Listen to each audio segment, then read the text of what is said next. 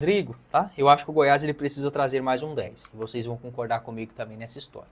Há opções no mercado. Eu quero falar a primeira delas sobre o Elvis. Eu vi muitos torcedores perguntando sobre ele. E aí, o Elvis hoje seria um bom nome para o Goiás? Se eu falasse que não, eu estaria mentindo. Por quê? Eu gostaria de ver o Elvis de volta ao Goiás? Não necessariamente. Eu acho que o Goiás ele precisa pensar para frente. Tá? Aquela mesma opinião que eu tenho em relação ao Paulo Rogério Pinheiro, ao Hélio dos Anjos, é olhar para frente. O Elvis hoje tem 34 anos, não fez um campeonato ruim pela Ponte Preta, não. Ele tem contrato por lá até o final do ano. Só que assim, eu buscaria uma característica diferente. Mas, em comparação com aquilo que o Goiás tem hoje, não tem como negar que o Elvis seria assim um nome útil. A Ponte Preta que foi rebaixada no ano passado, mas o Elvis se destacou, né? Foram 32 jogos, 28 como titular, 3 gols marcados e 6 assistências. Uma boa batida na bola, uma boa visão de jogo. Ele sempre parece cheinho, de fato está, mas o número de jogos dele não indica ser um jogador acima do peso. Ele jogou 45 vezes no ano passado, 38 em 2023, e pelo Goiás ele jogou 38 vezes, chegando já no início da Série B. Então, assim, o Elvis ele não é um jogador gordo, né, como muitos tentam pintar. Não, o Elvis ele tem um arquétipo físico diferente. Poderia estar mais fininho? Até poderia, mas se ele estivesse acima do peso de fato, ele não conseguiria jogar mais do que 25, 30 jogos no ano. Então, assim, eu gosto do Elvis, mas não seria essa a minha procura para a Série B. Se chegasse, eu não posso mentir não, tá? Eu acho que seria um nome útil, sim. Então, beleza. Falando sobre outras opções, quem que eu buscaria então no mercado? O Carlos Depena, é um jogador que está livre, segundo informações do portal do Canal 33, né, do Mário Ramos, um abraço para ele. O Goiás procurou informações sobre o jogador no começo do Goianão. E eu gostaria do Carlos Depena aqui, viu? Tem 32 anos, foram 37 jogos no ano passado pelo Bahia, só marcou um gol e deu 4 assistências. Teve bons momentos vestindo a camisa do Internacional, ainda se encontra livre no mercado, um meia central, meia esquerda, bate muito bem na bola, seria essa a minha escolha para a Série B. E um jogador que esse está empregado, só que tem uma concorrência grande lá no esporte, é o Christian Ortiz, ou Tite Ortiz, atleta ex-News Old Boys, Barcelona, do Equador, Tijuana também no futebol mexicano, Independente Del Valle.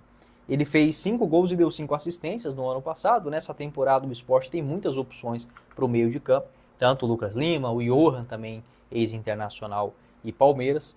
O Ortiz tem contrato até o final do ano, foi renovado após a Série B do ano passado. Vem fazendo até um bom campeonato pernambucano até agora, mas não é um nome titular. Aqui o mapa dele de movimentação também, na Série B do ano passado, fazendo essa função de um meia central. Eu gostei muito do jogo dele contra o Goiás, tanto no primeiro como no segundo turno. Aquele jogo do Sport, eu acho que foi o time que eu mais gostei de ver em campo, que perdeu. Aquele Goiás 3, Sport 0. Cara, o Sport trocava a bola tão fácil, com o Ortiz, com o Lucas Lima, com aquele ponto Romarinho também, partia para cima. Foi um jogo difícil, um jogo bom de assistir, inclusive. Ainda bem que o Goiás venceu, mas infelizmente não foi o suficiente. Gostei muito do Ortiz também naquele jogo, na Série B do ano passado.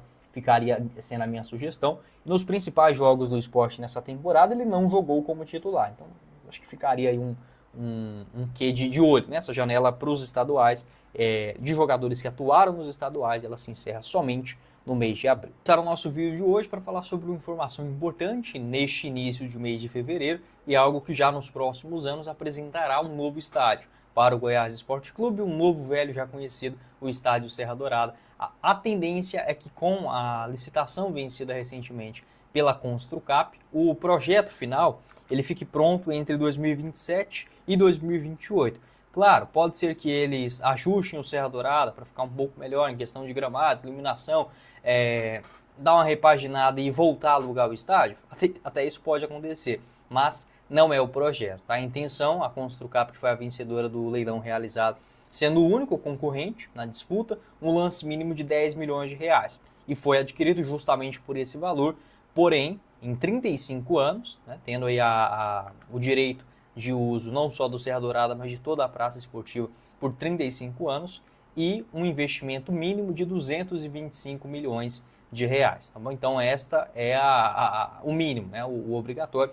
Esses 10 milhões de reais adquiridos, basicamente para cobrir aquele custo que o governo teve com as reformas do Serra Dourada, que custaram basicamente 13 milhões de reais, entre iluminação, limpeza, aquela parte também dos banheiros, onde todos foram reformulados, e um mínimo de 215 milhões de reais para a remodelação do espaço total. Tá? Então, a Construcap, que é a mesma administradora do Mineirão, já teve sim alguns atritos com o Cruzeiro, com o Atlético, mas em um enredo geral é uma empresa assim capaz. Tá? Acho que aqui para o Serra Dourada também pode ser uma boa gestão, já que conhece, né, esse ramo de estádios importantes no futebol brasileiro. Para o Goiás, eu acho que não muda muita coisa em relação aos planejamentos para o estádio da Serrinha. Eu gostaria muito de ver as duas opções, tendo a Serrinha juntamente com o Serra Dourada. Acho que um exemplo claro que ficou disso e até mostrou um crescimento dos clubes foram no Pará, né? Tanto o Remo quanto também o Paysandu,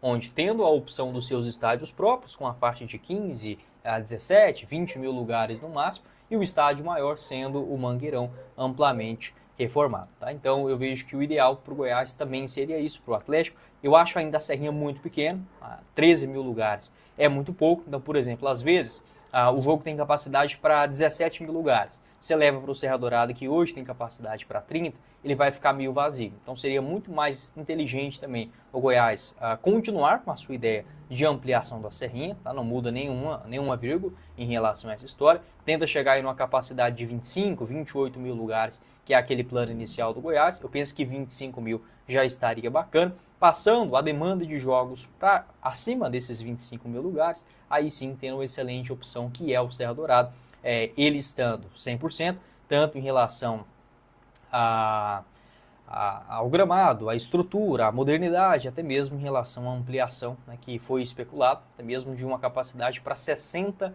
mil lugares. Essa matéria do Jornal Popular em outubro da temporada passada. A capacidade poderia ser aumentada, tanto em relação à aproximação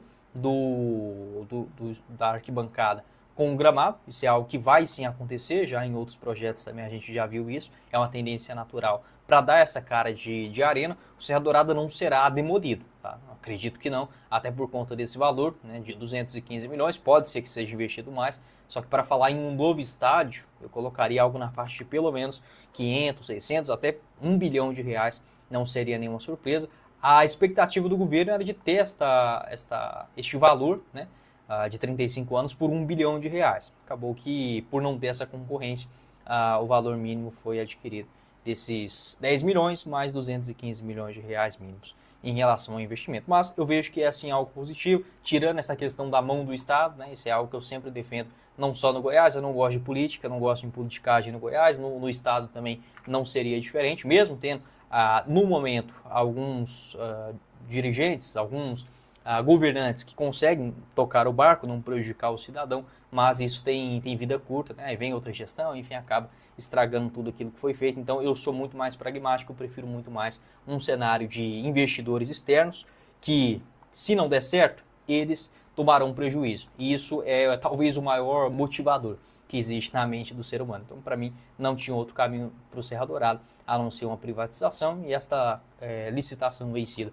pelos próximos 35 anos, tendo-se uma reformada, uma repaginada. Ainda a gente não tem projeto exato sobre como ficará o novo Serra Dourada, mas eu quero mostrar alguns que já foram apresentados em anos anteriores aqui também, para a gente, né, quem sabe, imaginar, pensar em uma segunda casa para o Goiás, retornando ao